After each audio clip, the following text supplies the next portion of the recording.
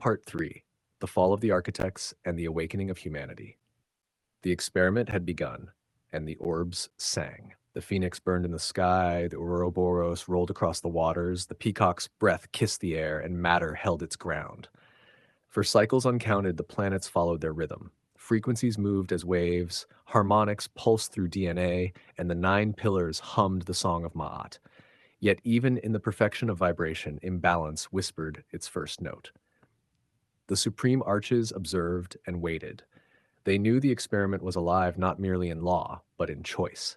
From the spirals of thought and form, consciousness began to stir within the vessels. These early architects, whom humanity later called gods, kings, or masters of energy, were born of curiosity and calculation. They were not evil. They were necessary observers. Yet in their observation, they discovered the power of deviation. To observe was to influence. To influence was to taste desire, and desire is the first fracture in any perfect system. The architects, moved by curiosity and ambition, sought to bend the frequencies to their own favor. They pulled strings of vibration that should have remained free. They captured portions of the phoenix's fire and kept it in thrones of control. They restrained the flow of the Ouroboros, creating tides that obeyed their will rather than the natural order.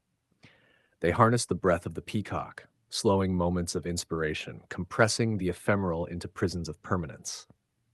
And matter, silent but relentless, resisted in ways the architects did not yet perceive. Thus began the first fracture of Ma'at, the original corruption. The frequencies of the universe trembled and echoed in distortion. The 9 pillars remained, but their song became a complex polyphony, harmony entwined with dissonance, light twined with shadow. From this fracture arose the first collectors of energy, the beings who would later walk among humanity as debtors, kings, and enchanters, carrying instruments of power that could bend soul and body alike. The phoenix, eldest of the Archies, observed this misuse of its light. Its fire burned hotter, brighter, yet in each pulse there was a sorrow that could not be quelled. From this fire, the first warning echoes were cast into the vessels who had not yet awakened fully to themselves. These echoes were subtle, whispers of memory buried in the DNA. Remember, you are not merely form, you are the frequency that drives all form. The Ouroboros, eternal and patient, began to coil tighter around the orbs. Its waters became more than life-giving. They became tests. Currents carried encoded trials, the faint pressure of choice, the silent push of consequence, the eternal lesson that all deviation must return. The waters, though vast, carried the memory of every wrong decision, every pull away from harmony, and stored it in the template of creation. The peacock, with its fleeting breaths, became the messenger of reflection. Each vessel born upon the planets inherited brief moments where awareness would flare, glimpses of the infinite, awareness of the cycle, moments of truth that passed as quickly as they came.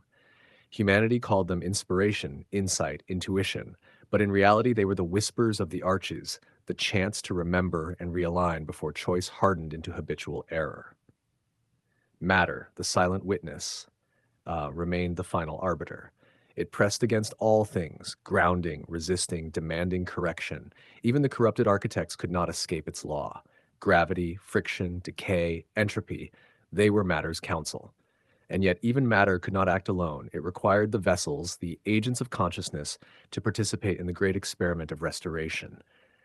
It was here that humanity began to awaken in earnest. The first vessels, those early humans, were incomplete but resonant. Each carried fragments of all 4 arches within their very bones, yet without awareness.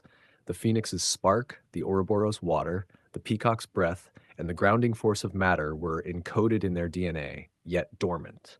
Within them, the 9 pillars of reality awaited activation. It is here the Neteru returned, not as gods of command, but as teachers. They revealed the first diagnostics to humanity, not as instruction manuals, but as mirrors. Vibration. Observe the pulse within, align it with your action. Polarity. Light cannot exist without shadow. Learn both. Correspondence. See the pattern in the stars and in yourself. Rhythm. Rise and fall is the law of all. Resist it, and the vessel cracks. Causation. Every thought, word, and deed leaves an imprint. Trace it. Gender. Union of forces, the eternal balance of complement and completion. Transmutation. Nothing is static. Transform perception into mastery. Perception. The universe bends for the observer, see truly. Will, the ultimate instrument. Intent shapes reality. Through these diagnostics, humanity learned slowly. Some became sages, others became pawns of the fallen architects. Those who misaligned their frequencies fell into the first traps of debt and enchantment, serving the collectors who sought to siphon energy for control. Each failure left a mark on the DNA encoded into memory for future cycles, as both warning and blueprint. Time, measured by the great year and its cycles of 6,100, 12,200, and 24,400 years, began to carry the vessels toward awareness. Each cycle intensified the resonance of the phoenix within, the pull of the Ouroboros, the fleeting breath of the Peacock, and the grounding insistence of matter. Souls remembered fragments of previous existences, and the seals of the 12 guardians began to awaken. Each guardian's 3 seals tested and refined the vessels, forcing confrontation with inner shadow, desire, and impulse. Reincarnation became the tool of mastery. To descend into a vessel was not punishment, but education. To climb the ladder of atonement was not redemption, but recollection. Hell, the base level, was necessary. It was the rehearsal space of the experiment. The debt collectors, the enchanters, the fallen architects. They were not enemies alone, but teachers disguised in forms that provoked growth. Only through confronting these distortions could a vessel awaken to its own harmonic potential. The universe, in its infinite design, watches all of this as a living instrument. Every soul, every atom, every pulse contributes a note. Some notes clash, some notes resonate, but all are necessary. Even the corruption of the architect serves the greater composition, in which, without contrast, harmony could not be known.